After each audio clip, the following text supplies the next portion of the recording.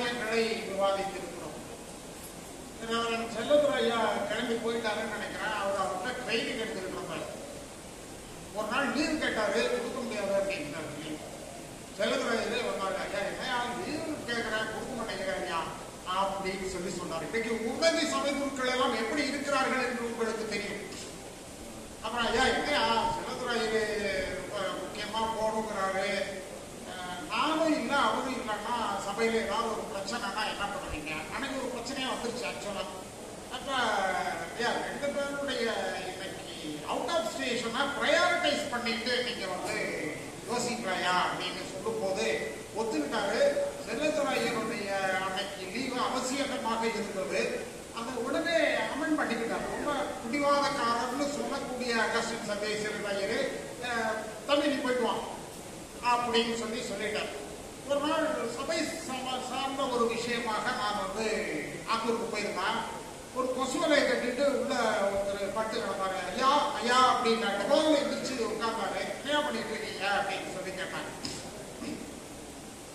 நாளைக்கு பிரசங்கத்துக்கு ப்ரிப்பேர் பண்ணிக்கிட்டு இருந்தேன் அப்படின்னு சொல்லி சொன்னாங்க.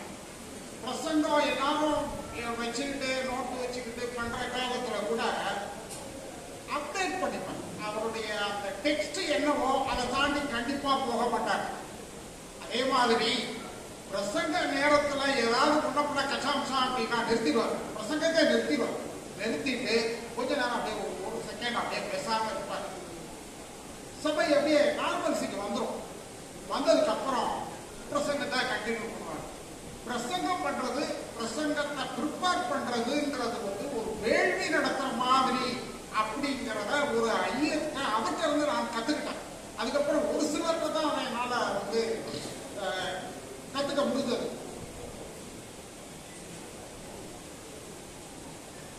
அவரு இப்பெல்லாம் நான் கொஞ்சம் பெரிய ஆளு, இன்னொருத்தர் ஒரு சின்ன மனுஷன் அப்படின்னா ஐயருங்க என்ன பண்ணுவாங்கன்னா ஒரு பாடி லாங்குவேஜ் ஒரு சிலர்கிட்ட எல்லாத்தையும் இல்லை எல்லாரையும் சரிசமமாக சபை மக்கள் அத்துணை பேரையும் சரிசமமாக பாதிக்கக்கூடிய ஒரு சிறந்த முன்னுதாரணம் உள்ள ஒரு சபை. எனக்கு அந்த ஒரு வருஷத்துல அவர் போகும்போது எங்க சபையை பார்த்தீங்கன்னா ஒரு நான்-LPM பிளஸ் ஃப்ளோட்டிங் பாப்புலேஷன் அதிகமாக இருக்கக்கூடிய ஒரு சபை. அப்ப இருக்கக்கூடிய சூழ்நிலைகள், ஹிடன் அஜெண்டாஸ் இதெல்லாம் பார்க்கும்போது அவர் எனக்கு சொல்லக்கூடிய காரியங்கள் என்ன சொல்லி கொடுத்தாரு அப்படின்னா, ஐயா நீங்க உண்மையா உழைக்கக்கூடிய ஒரு மனுஷன், நீங்க இந்த அடையாளம் இருக்கணும், கண்டிப்பா இருக்கணும். LPMங்கிற அடையாளம் உங்ககிட்ட இருக்கணும். அதை தாண்டி எல்லாத்தையும் நீங்க அனுசரிச்சு போறீங்க. இந்த பாங்க என்ன மாதிரி முரட்டுத்தனமா போயிடாம கொஞ்சம் அப்படியே அனுசரிச்சு போகணும். உங்களுடைய சேவைகள் எல்லாம் திருச்சபைக்கு பின்னால் தேவைப்படும் அப்படின்னு பண்படுத்திய முதல் ஒரு சீனியர் சபை குரு அவர் தான். அதே மாதிரி அடுத்தது நான் யோசனை பண்ணும்போது ஆலய கட்டுமான பணிகள்ல நாங்க 2 பேரும் உட்கார்ந்து பேசிட்டு இருக்கும்போது ஒருத்தர் வந்தார். ஒரு கிராமத்து சபையில இருந்து வந்தாரு. அப்ப 25 வருஷத்துக்கு முன்னாடி நாங்க ஒரு 80 லட்சம் ரூபாய்க்கு ஒரு ஆலயம் கட்ட போறோம் அப்படின்னு சொல்லி சொன்னாரு. நீங்க ஒரு 10,000 ரூபாய் கொடுங்க அப்படின்னா நான் 10,000 ரூபாய் கொடுக்கறது ரெடியாங்க.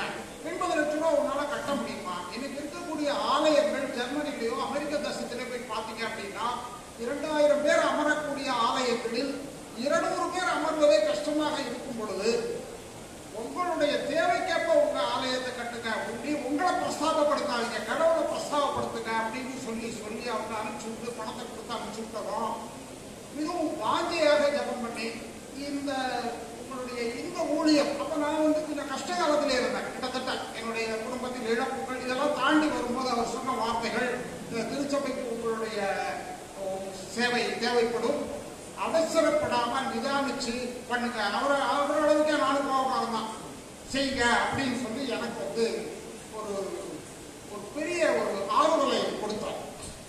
அது மாதிரி சிறந்த முன்னுதாரணமான ஒரு சபை குரு. எதையும் இந்த நோ நான்சென்ஸ் பர்சன், இதை இப்படித்தான் செய்யணும், ஐயா இது பிராக்டிக்கலா இப்படி கஷ்டம் இருக்க என்ன பண்ணலாம் அப்படின்னா பரவாயில்ல நம்ம கொஞ்சம் இறங்கி போடுவோம் அப்படின்னு சொல்லி ஒரு பிராக்டிக்கலா இருந்த ஒரு நல்ல முன்மாதிரியான ஒரு சபை குரு. யாரும் இதை அப்படி கொடுப்பாங்க அதை அப்படி கொடுப்பாங்க அப்படிங்கிறது இல்லை.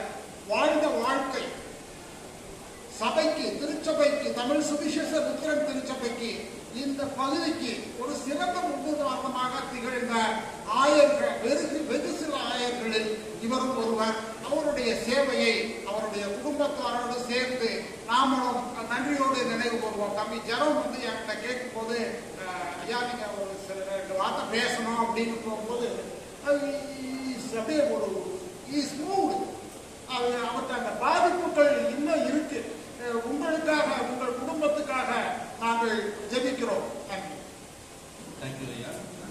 இதற்கு இடையே நம்முடைய திருச்சபையினுடைய முன்னாள் செயலர் திரு ஜேம்ஸ் ஐயா அவர்கள் ஐயாவை பற்றி ஒரு சில வார்த்தைகள்.